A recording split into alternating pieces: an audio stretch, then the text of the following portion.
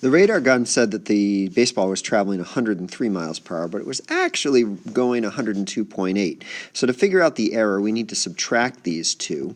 And when you subtract 102.8 from 103, you end up with 0.2. This right here, that's miles per hour, by the way, this right here is the error. And we need to figure out what percent that is. So we take the error and divide it by the actual amount. So 0.2 divided by 102.8, let's just move this word error out of the way.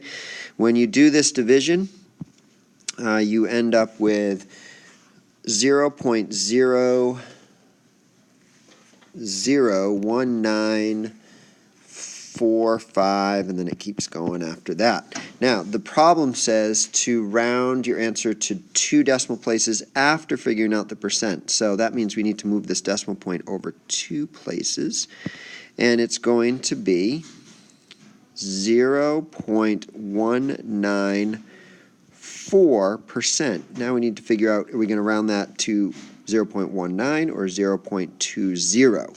So you take a look. There's the 9. We look to the right. That's a 4. So it's going to be 0.19%. For assessments, do not enter the percent sign.